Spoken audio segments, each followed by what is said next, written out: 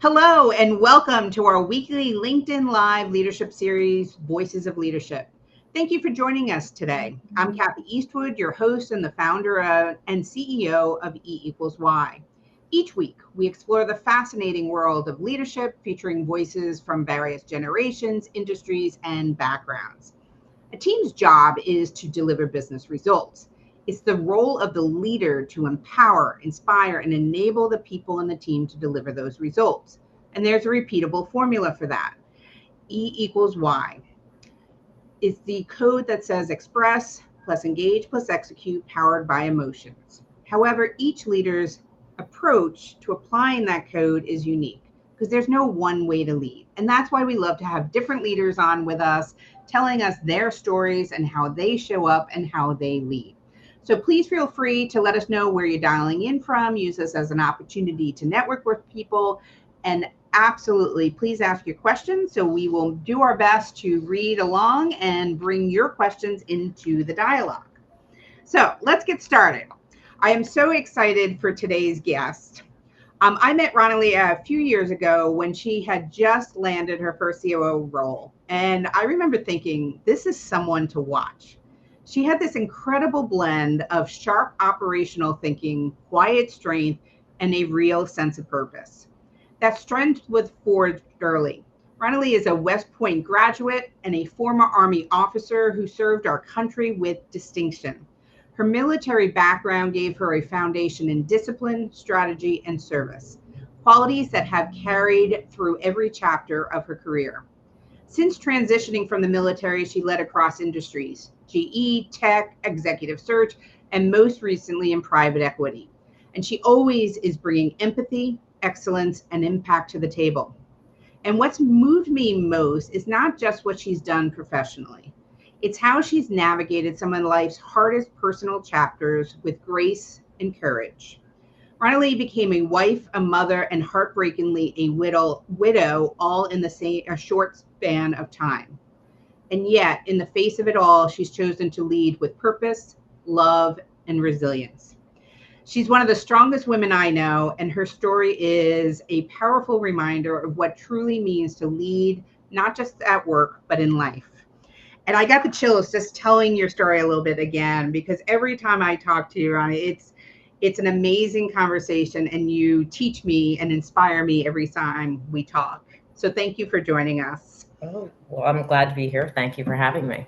Thanks. So I did a bit of the introduction, but there's a lot more to your story, and you've led in so many different ways, right? So, at the battlefield, in the boardroom, and now, your deep personal moments of change. Tell us your story in your own words, and how did you get here?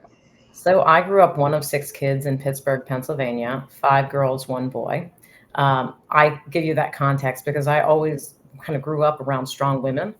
And when I was in high school, I spent a year abroad in Germany. And I didn't speak much German, and I lived with a host family. But I think it's so important at an early age to be exposed to uncomfortable situations because it forces that kind of development. When I came back from Germany, I wasn't quite sure where I wanted to go to college. And so many people seem to have it all figured out. I ended up volunteering at a VA hospital with my grandmother. And I was working in recreational therapy with these veterans, many of whom were at end of life. And the only thing they could talk about was their time in the service. So, as context, this was post 9/11. And I decided at that point I wanted to go to the military. And it was my grandfather who said, if you go to the military, you should go to one of the academies. So on a bit of a whim, I applied to West Point.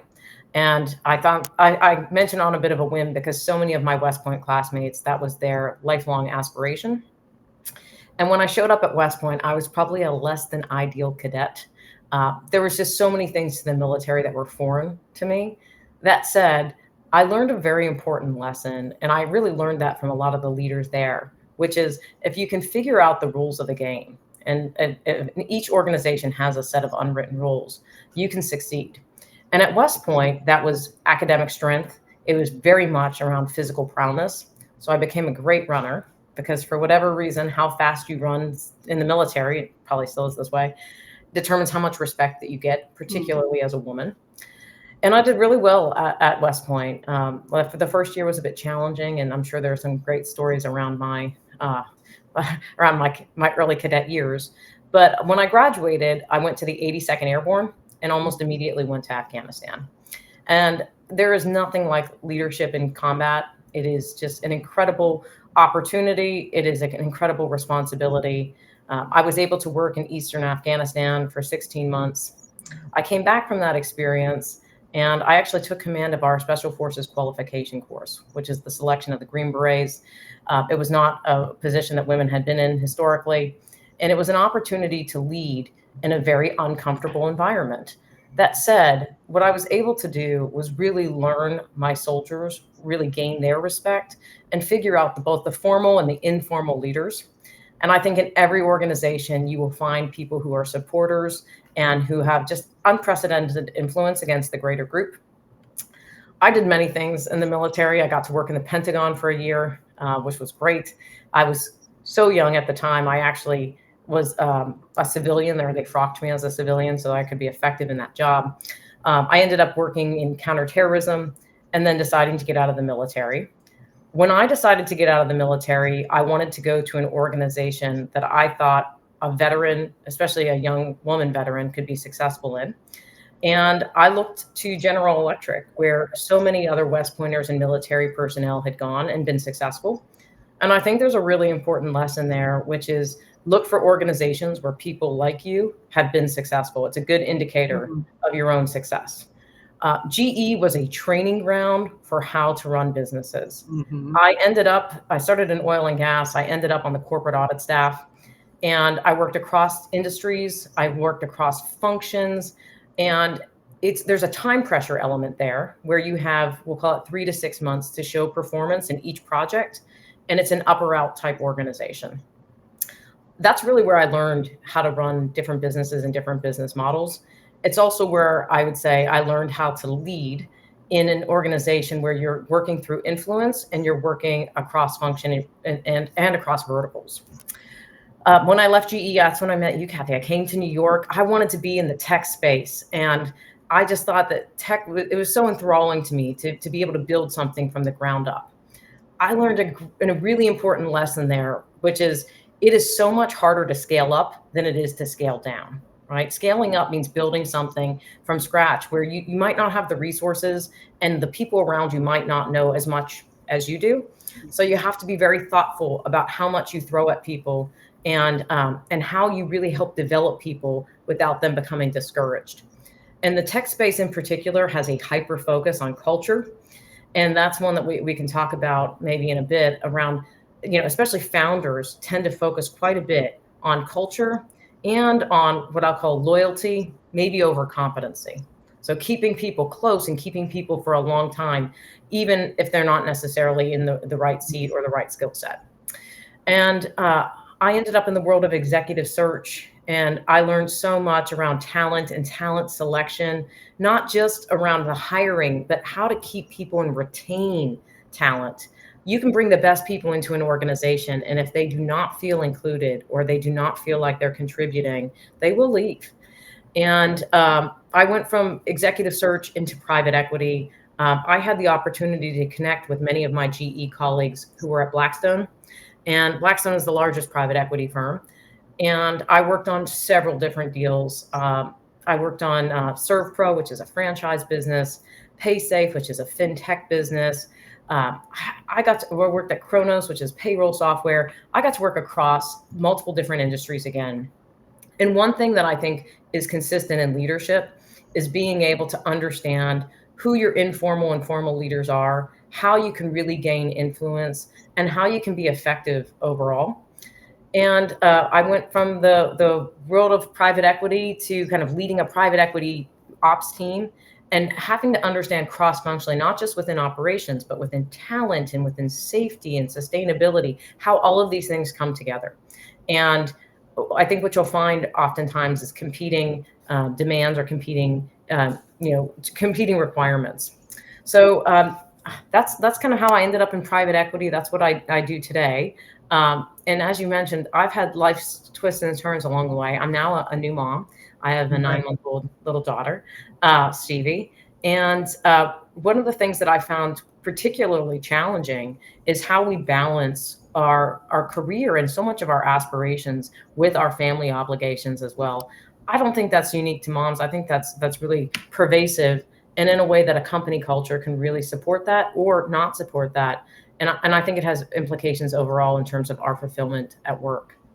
Yeah, I agree. I mean, just your story, there's so much there that can be unpacked and shared and to think about. One of the things that I heard you say is really learning the rules of the culture.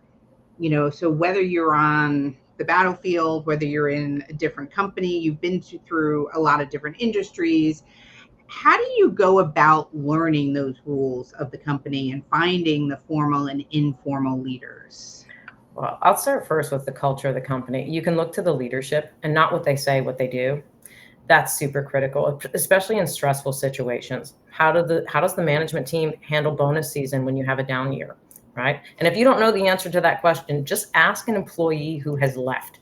I always tell people when they're vetting a new career opportunity to contact people who have left that company in the last 6 to 12 months or 18 months on LinkedIn, and you will find out there's nothing like an exiting employee to tell you everything about the company. So that's kind of, I guess, pro tip number one. But watch what management does, particularly in hard times, and how they treat people.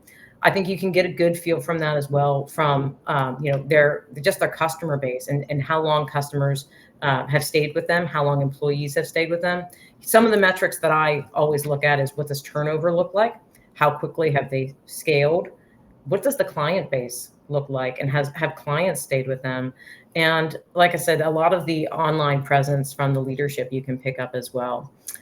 One of the things that I like to do when I work with new companies is just go to a lot of companies now have these like shared kitchens, you still sometimes see company cafeterias. Just go and watch. If you're interviewing somewhere and you haven't been there, just go and watch and see if people interact with one another, right? You can feel that energy. And if you have any sort of red flags around it, it's probably for a reason.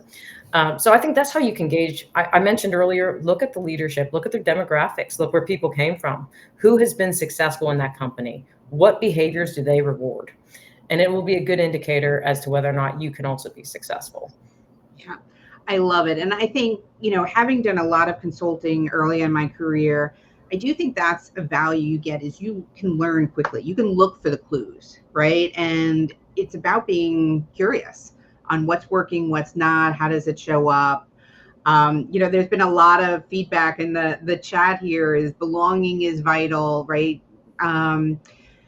That we need to make sure we're looking at the past employees as understanding what's going on, looking to the leaders for what's happening. So when you think about how would you describe your leadership? Because I'm hearing a couple of things, which I think is really powerful, and it's going to lead us really to something we were talking about earlier. But how would you describe your leadership style? So I'll maybe start first with my communication style, because I think any relationship, right, requires good communication. I'm a direct communicator, and you and I have talked about this before. I believe in radical candor, even if it's uncomfortable. And I think that sets the foundation for how you lead, which is, can you tell people the truth?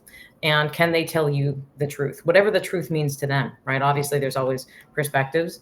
So I think direct communication and being able to have that relationship is very important. I also believe in high integrity, which is doing the right thing when nobody is watching. And this is something I learned at West Point. It's part of the tenets of West Point. Do the right thing when nobody's watching. That's a good indicator of the integrity of an individual, but also of an organization. If you get a red line contract back and somebody missed something, do you actually tell your customer, hey, you missed this, right? So high integrity, radical candor, and I would say most recently, just high empathy, in a way that, as a 20-year-old Ronnie, like being out on the front lines, I had no tolerance for people who couldn't meet the quote standard. And now I think what I realized just from my own personal growth is that you never know what somebody is going through. And so I always try to tease out, if there is an issue, what are the underlying issues there? Is somebody afraid to say, I just don't know how to do this? Is somebody going through some real personal turmoil? And it's something that we don't really talk about much today. So I would say between radical candor, integrity, and empathy, that's really how I try to show up for my teams. I love it. And if you think about the radical candor, that really is about caring deeply, right? That starts with the empathy and understanding, which then allows you to have the more radical and open communications with people and telling them sometimes things that they weren't prepared to hear or that they need to hear. It Right. requires trust, right? And that's what I think is oftentimes missing, which is if people think that you're being, candid with them and that it's hurtful, right? That it's not in their best interest, that you're otherwise trying to do harm. And that's why I think it's so important to be able to establish that relationship. Yeah, I agree. The trust. And a term my father would use is no one walk a mile in someone else's shoes before you judge. And that's really caused me to always say, I'm going to assume good intent. So if I assume good intent, what else is going on? And I think that really helps put you in their shoes and say, what else is going on? It's something that I think we don't do enough in the workplace because it makes people feel really uncomfortable. Because if someone brings you a problem and you're unable to solve it, it's very difficult to just listen and be uncomfortable with them. So since Steve died, so Steve was my partner. Since Steve died, I've had so many people reach out to me on LinkedIn and tell me their own personal stories of either, going to work, losing a child, losing a partner, being diagnosed with cancer, and being afraid to tell their colleagues or their boss, or even sharing openly what they're going through. And they come to me and tell me their story because they feel comfortable telling their story. Like, oh, you get this, right? And I think there's an education component of just how much more we could connect with people. There's vulnerability there, of course, but I think we would get so much more out of our employees if they felt like it was a safe place to share and they felt genuinely supported. Because what I've learned through this process is that so many people have things going on. Everyone is carrying something. You might not see it, but sometimes it manifests in their work performance. Sometimes it doesn't. But being able to build that trust and that empathy, I think allows people to show up in an authentic way. And it might be uncomfortable at first, but I do think longer term, it's good for the culture and for the organization. It just requires a lot of skill building, right? Of how do you teach people to have those conversations and build that trust? Yeah. And it's interesting. I've done quite a bit of work with this. We call it the E3 leadership profile that really helps people sit down and say, what do I value? What are my non-negotiables? What's happened in my life? What's personal? And let's talk about it. And what I've seen, and I'm sure you've had situations, people they assume that either you're really smart and you're not able to relate to me, that the imposter syndrome comes up for people all the time. They're nervous about telling anything personal. But when you can create that environment where people will share openly and be vulnerable, you build amazing relationships, and then you're willing to have each other's back and do things for each other. This is where the military, I think, very much skews, which is your personal and professional life are quite blended. So when I was in command, I would have to deal with people's personal divorces, or I would have to deal with people's addiction issues, right? And you actually sit with them and you have to try to develop a plan to improve them. The military doesn't give you a choice to do that. We obviously don't do that very much in the corporate world. And I think people don't feel like they can bring things to, especially their HR leaders, right? There's a running joke that human resources is neither human nor resourceful, right? And that I think is just really sad if you think about what that means to the overall culture of the organization and employee satisfaction. And if you just think of, this is really a common, I know we have folks here globally, but at least in the United States, most people are working 40, 50, 60-hour weeks. Yep. They're spending more time at work than with their families. Most people consider themselves closer to their colleagues than many family members. And if you're not showing up as your authentic self or you don't feel safe, what does that mean about your quality, your personal quality of life? So I'm not saying we bring, everything to the workplace, but I do think there's an opportunity, particularly on the HR side, and to train and educate some of our leaders, right, on how to have those tough conversations and how to build trust and empathy in a way that we actually will get so much more out of people. And maybe I'll give an anecdote. I told you people reach out to me now and tell me all of their stories, which I Yep. love, by the way. It shows like you're never alone. You're never the first person to go through something. But I had someone say to me, after his wife had died, he was told he had 3 days of bereavement leave and had to get back to the workplace. And HR said to him, if you don't get back to the workplace, you're going to be fired, right? And he ended up resigning from the job. But he has told that story, I'm sure, to hundreds of people since, right? That was an opportunity for the company to show just how much they supported him, right? And show the rest of the group just like how we handle hard situations, not through threatening and not through fear, but by having empathy and coming together. And they say that people repeat negative information 10 times more than positive information. Yeah. And if you just think about your overall brand and reputational risk, it's in the best interest for the company to have kind of that high character, high empathy. Yeah, because if that exists, you want to stay, you want to do more, and to your point, you become a reference for that company and telling the positive, and you want to bring your friends in, and then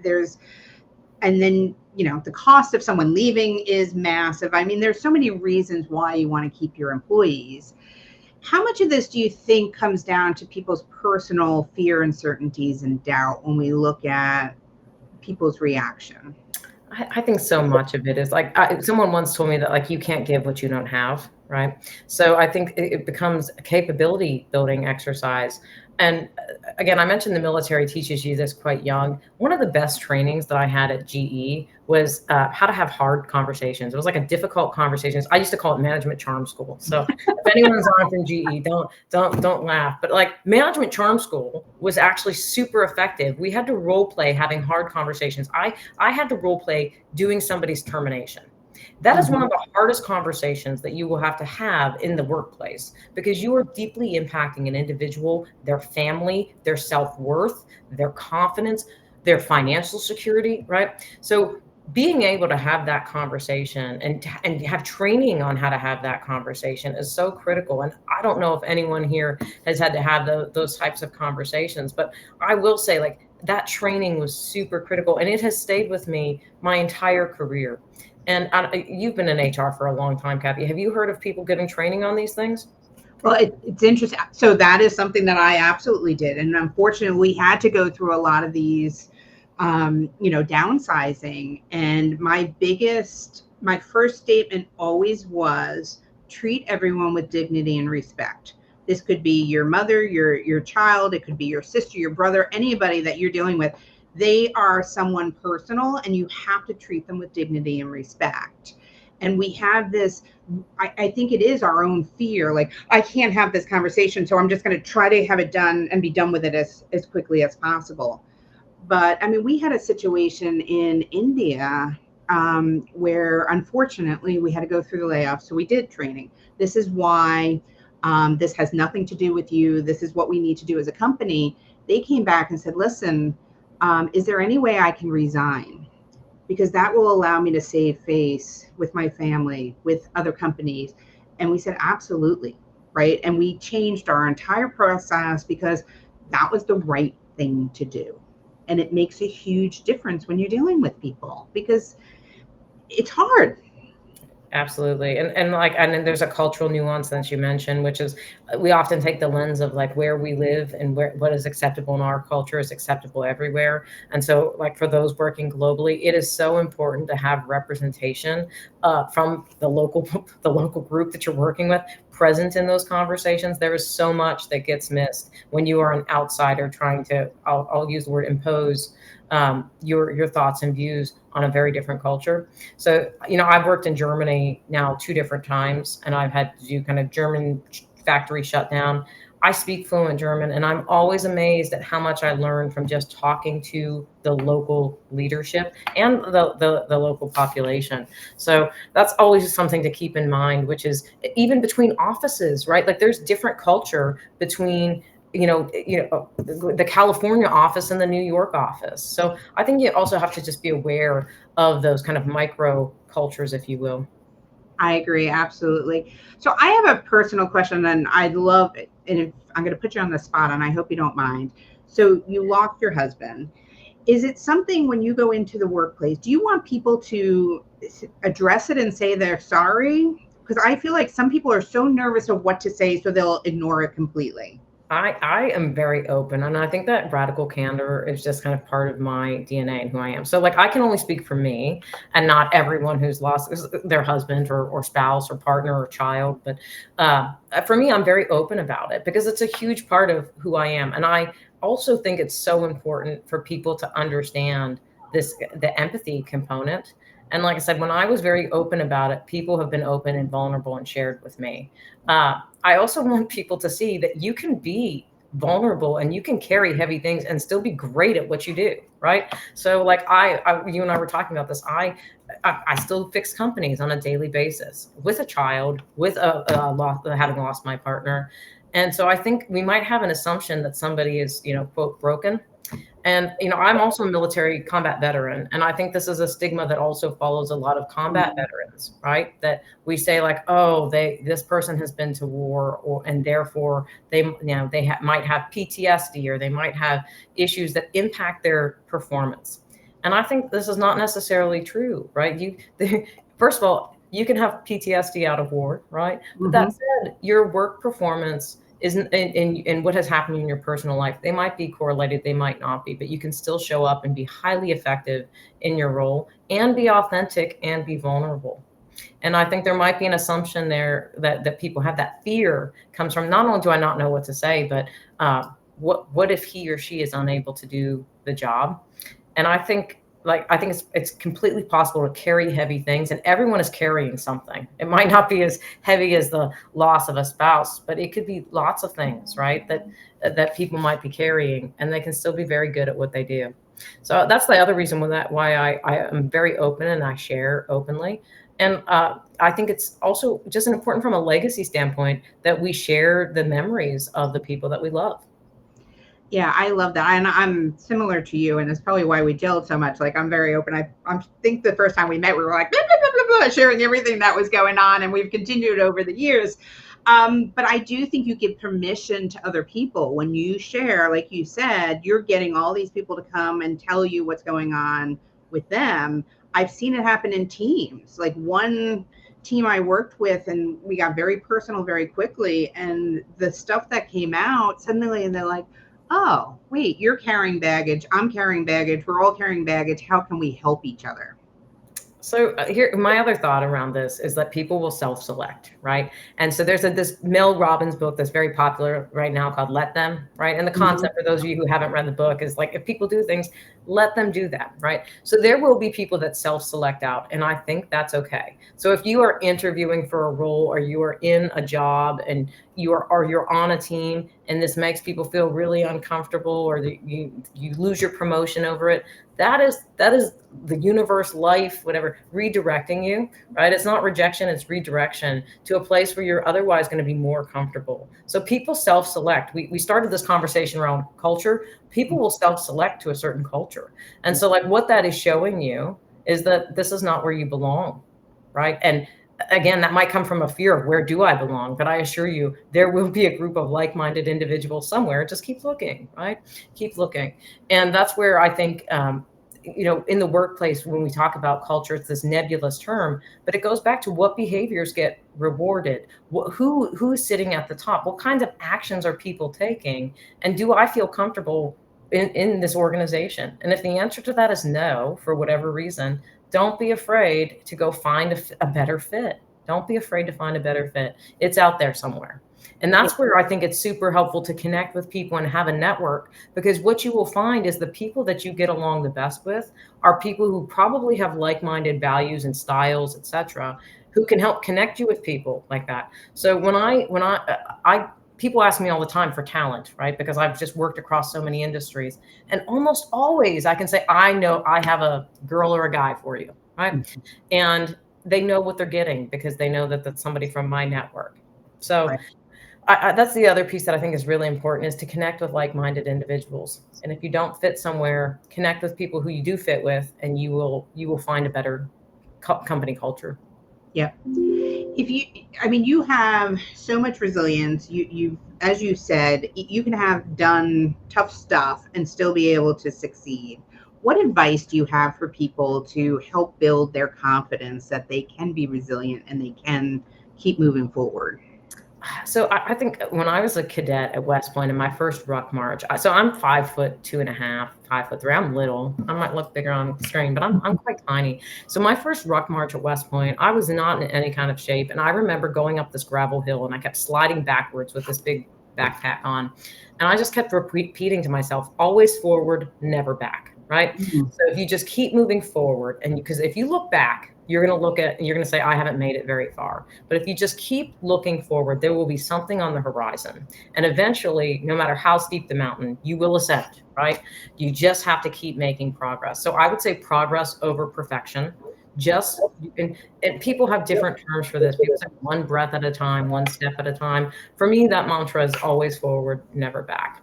The other piece that I always say is like, focus on what you can control, not on what you can't control, right? So Steve died of a brain aneurysm. I can't control that. What I can control is what I do as a result of that, right? Steve was an organ donor, so I'm a huge proponent of organ donation. Mhm. And I think it's figuring out, from what you can control in your life, focus on that. Acknowledge that the things you can't control are just things you have to let go of. And always just one step at a time, right? Always forward, never back. So that would be my recommendation to folks, is find that mantra for you, right? And it sounds really silly, but mantras are super helpful in times that you need them, right? When you're sliding down the hill, always forward, never back, right? And in life, when I hit hard times, that's what I remember. That's what I remember. I love it. And, for me, sometimes it's breathing in with the good, out with the bad, just keep going. And those, I agree. I have a necklace that I wear when it's really tough times and I grab onto it, and out with, in with the good, out with the bad. Your self narrative is so important, right? The story that you tell yourself is so important. And in tough times, that story can get really tough, right? It can get really dark and it can get really heavy. So the reason I encourage people to have a mantra, you can call this resilience, right? Is that you need it in times like that, so that you're not telling yourself a bad story. Yeah, I love it. That's powerful. All right, so let's talk about the future. Last question, because it's already I could talk to you all afternoon, and I know our audience would love to hear from you. Continuing on, but you've served, you've built a powerful career, you've experienced deep loss, and now you're in this new chapter of being a mom. All right, so what legacy are you hoping to create for your daughter and for the people you lead? It's a great question. I think we focus so much on legacy and kind of what we leave behind. I'm a big fan of appreciating the journey, of like the journey that you're on, being present and just letting life unfold. One thing that I would like for Stevie, right, is to be in a to live in a world where people are respected, right, where people have equal opportunity, where people actually have genuine connection and can be authentic. And so you can't solve the world's problems, but you can solve your world's problems, right? You can control yourself and your own behaviors. So one of the things that I try to focus on is just being super present, letting life unfold, and trying to make my world, a better place. And hopefully that results in a better place for Stevie and for everyone else as well. I love it. Well, that's inspirational. Ronnie, thank you so much for joining. I really appreciate you being here with us, and sharing your story, being vulnerable, and hopefully giving others the courage to do the same and find that resilience, because we all have a past. We all get to show up and we all get to drive things forward, and we can't do it alone. And by having a support system with us and relying on others will help us get through that. So The power of the network is so true. And like what is amazing to me is over the years, like look at you and I, Kathy, over the years, if you just stay in touch with people, it's amazing how much connectivity you can have and how powerful that is. And so I encourage people to reach out to folks on LinkedIn, connect with them. If you're in your local area, connect with people locally. You have no idea where those connections might lead you. Right. And like, as I mentioned earlier, you'll start to self-select to a group of people and it will show you where you belong. yeah. I agree. Well, I'm very appreciative. You're in my network, and thank you for everything that you've done. Thank you for your service to this country, and I'm looking forward to watching your projection and what's coming next. Awesome. Well, thanks, Kathy. Thanks so much. Thanks all for joining us. We appreciate it. Feel free to reach out to either one of us and network, and follow us at www.e=y.com. Thanks, everyone. Have a great day.